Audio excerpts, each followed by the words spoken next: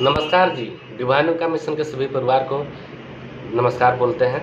और फादर, सबसे पहले आपका जन्मदिन पर बहुत बहुत शुभकामनाएं और ईश्वर से कामना करता हूं मैं कि आप हमेशा मेरे साथ रहें और आपकी उम्र बहुत लंबी हो। और फादर के विषय में क्या बोलूं। फादर हमारे भगवान हैं और फादर के विषय में कुछ भी बोलना बहुत कम है। और जो भगवान होते हैं उनके बारे में कुछ कहा ही नहीं जा सकता है। लेकिन फिर भी कमलेश दीदी ने अगर बोला है कि फादर आपके लाइफ में क्या मायने रखते हैं, फादर के विषय में तुम क्या सोचते हो, तो मैं यही कहना चाहूँगा। सबसे पहले तो मैं अपना इंट्रोडक्शन देता हूँ। मेरा नाम दीनदयाल मुंडा है। मैं गांव पुंदाक का रहने वाला हूँ, चुटपालू। और मैं बहुत गरीब परिवार से बिलोंग करता हूँ।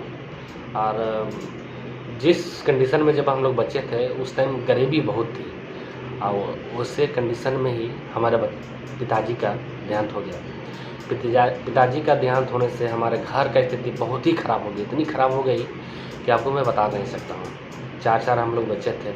माँ दिन दहाड़ी का मजदूरी करके हमें भरण पोषण करते थे, लेकिन कई दिन भी हमें भूखा ही सोना पड़ता था। ऐसे ही सिचुएशन में हमें पता चला डिवाइन ओंकार मिशन के बारे में, क्योंकि हमारी जो कजन सिस्टर है गुड़िया दी जी का पिताजी नहीं है। और डिवाइन ओंकार मिशन ऐसे बच्चों को रखता है जिसका आगे पीछे कोई नहीं होता है, बेसहारा होता है, बहुत गरीब होता है या हैंडीकैप है, ऐसे बच्चों को वहाँ पर रखा जाता है। तो हमने डिवाइन ओंकार मिशन गया, वहाँ पर किटू भैया से मिले, किटू भैया के बारे में बताएं कि किटू भैया मेरा नाम दीनदयाल है, मेरे पिताजी नहीं है, इस तरह से खराबी थी। किटू भैया ने फिर फादर को मेरे बारे में बताया कि ऐसा है वैसा है। फिर हमें एडमिशन मिल गया। अब मैं आपको बताना चाहता हूँ कि फादर क्या मायने रखते हैं। फादर का मतलब तो मुझे पता ही नहीं है। आज मैं टीवी में देखता हूँ, न्यूज़ में देखता हूँ कि फादर क्या होता है, एक बच्चों के लिए क्या क्या करता है। तो ये सब हमें पता चला फादर द्वारा।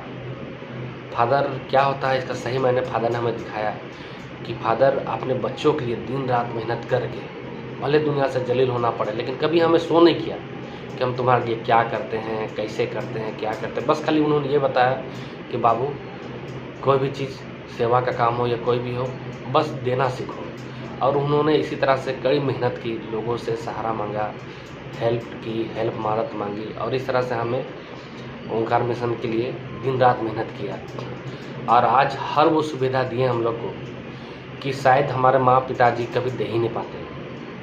और डिवाइन ओंकार मिशन में हॉस्पिटल दी, रहने का, खाने का, हर वो सुविधा दी जो एक पिताजी को देना चाहिए। और हमें इतने अच्छे स्टाफ दिए कि मैं उसके बारे में कुछ भी बोलूँ तो बहुत कम है। हमें किटू भैया जैसा भाई दिए, कंप्यूटर भैया, अनीता मैडम, करकेटा मैडम, है ना। तो किटू भैया के विषय में अगर हम ना बोलें तो शायद डिवाइन ओंकार मिशन स्कूल कंप्लीट होगा ही नहीं। किटू भैया हमारे बड़े भैया हैं और उन्होंने वो प्यार दिया जो शायद हमारे सगे भैया भी हमें नहीं दे पाते और नहीं देते। और उन्होंने इतना प्यार दिया कि हमें कभी पता ही नहीं चला कि भाई क्या होता है। और फादर ने इतना प्यार दिया कि पिताजी का एहसास नहीं हुआ। और एक मैं महिला का नाम लेना चाहता हूँ, वो हमारी क्रिकेटा मैडम हमारी वार्डन थी। और उन्होंने हमें इतना प्यार दिया कि हमें पता ही नहीं चला कि माँ का प्यार भी क्या होता है। जिसका माँ नहीं था वाकई में, उन्हें तो कभी एहसास ही नहीं होता था कि हमारे माँ भी नहीं है, हमारे पिताजी जी में, हमारे भाई भी नहीं है। तो अगर आप लोगों ने मिस्टर इंडिया देखा होगा, अनिल कपूर को अपने बच्चों के प्रति प्यार देखा होगा, तो वो एक फिल्मी था, लेकिन हम लोग को रियल में अगर उस तरह से प्यार मिला है तो हमारे किटू भैया थे। सही क्या होता था, गलत क्या होता था, हमें किटू भैया बताते थे कि देखो ये काम नहीं करना चाहिए, वो काम नहीं करना। उस टाइम मुझे बहुत गुस्सा आता था, बोले यार ये आदमी हर बात में टोकते रहता है, ये काम नहीं करो, वो काम नहीं करो। लेकिन जब आज फील्ड में घूम रहा हूँ, आज ज़िंदगी जी रहा हूँ, तो आज उसका सही मीनिंग पता चल रहा है कि आखिर वो आदमी क्यों बोलता था, क्यों इस चीज़ को रोकता था कि ऐसा नहीं करना चाहिए, वैसा नहीं करता। लेकिन हमें उन्होंने इतना अच्छा परवरिश दिया कि हम लोग आज कहीं भी जाते हैं, या हम लोग खेलने भी जाते थे तो आदमी लोग बोलता था नहीं ये किट्टू का लड़का है या किट्टू का बच्चा है, ये गलत हो ही नहीं सकता, भले मेरा ही गलती हो। लेकिन हमें भैया ने इस तरह से संस्कार दिया था कि हम लोग कहीं भी जाते थे या कहीं भी जाते हैं तो ये बोलता रहे डिवाइन ओंकार के मिशन का बच्चा है और वो गलत हो ही नहीं सकता। तो किट्टू भैया को मैं धन्यवाद देके मैं उनके एहसानों को चुकाने चाहता हूँ, क्योंकि वो हमारे भैया हैं और हमेशा रहेंगे। मैं गलती करता हूँ तो वो हमको डांटते थे, अब वो गलती करेंगे तो मैं भी उनको डांटूंगा। तो भाई भाई भाई में आपस में हम दोनों का सही गलत का वाद विवाद होता है और हम लोग इस तरह से करते हैं। और भैया हमेशा सपोर्ट करते हैं हमें, कुछ भी होता है गलत होता है तो हमें बताते हैं कि दीनदयाल ये नहीं करना चाहिए, ऐसे करना चाहिए, इस तरह से करना चाहिए, इस तरह से। और फादर के विषय में मैं क्या सोचता हूँ, फादर के विषय में यही सोचता हूँ कि अगर फादर नहीं होते तो मैं शायद हो सकता है एक शराबी होता, क्योंकि मैं गांव का सबसे बिगड़ा हुआ लड़का था, इतना बिगड़ा हुआ लड़का था कि मैं सबसे लड़ाई करता था। अगर ऐसे कंडीशन में अगर मैं बड़ा होता, वैसे परवरिश में पलता बढ़ता, तो मैं इंसान होता ही नहीं। मैं सही गलत का पहचान कर ही नहीं पाता, क्या सही होता है क्या गलत होता है मैं जान ही नहीं पाता, और जान नहीं पाता तो जानवरों वाली ज़िंदगी हो जाती। तो इसलिए फादर का मेरा लाइफ में बहुत मायने रखता है। और बोलते हैं कि जिसका कोई नहीं होता उसका भगवान होता है। मैंने भगवान को तो नहीं देखा है, लेकिन इस भगवान को देखा है। और मैं भगवान को मानता हूँ, लेकिन फादर के बाद मानता हूँ, क्योंकि अगर फादर ना होते तो मैं जान ही नहीं पाता भगवान क्या होता है, इंसान क्या होता है, क्या सेवा करना चाहिए क्या नहीं करना चाहिए। तो फादर के विषय में यही बोलूँगा कि तुम ही हो माता, तुम ही हो पिता, तुम ही हो साथी, तुम ही सहारे, कोई न अपना सिवा तुम्हारे। हमारे ऊपर हमेशा आशीर्वाद बनाए रखना फादर। और हर माँ बाप का सपना होता है कि जब बच्चा बड़ा हो तो वो जो काम कर रहे हैं उस काम को वो आगे तक ले जाए, और उस काम को हमेशा उम्मीद यही रखते हैं फादर, किसी का भी फादर हो। और हमारे तो फादर है ही नहीं, तो हमारे भगवान ही हैं।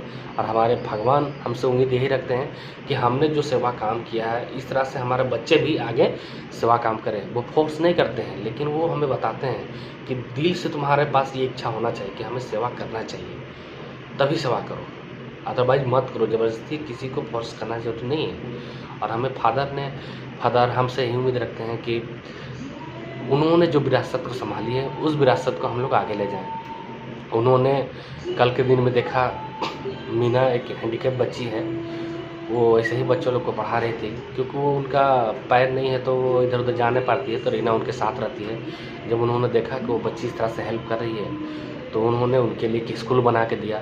आज वो स्कूल उर्गुटू में है, और वहाँ पर ऐसे ऐसे बच्चे आते हैं दूर दूर से जिनका पैदल आना मतलब 2 किलोमीटर 3 किलोमीटर, कोई पैदल आता है, कोई साइकिल से आता है।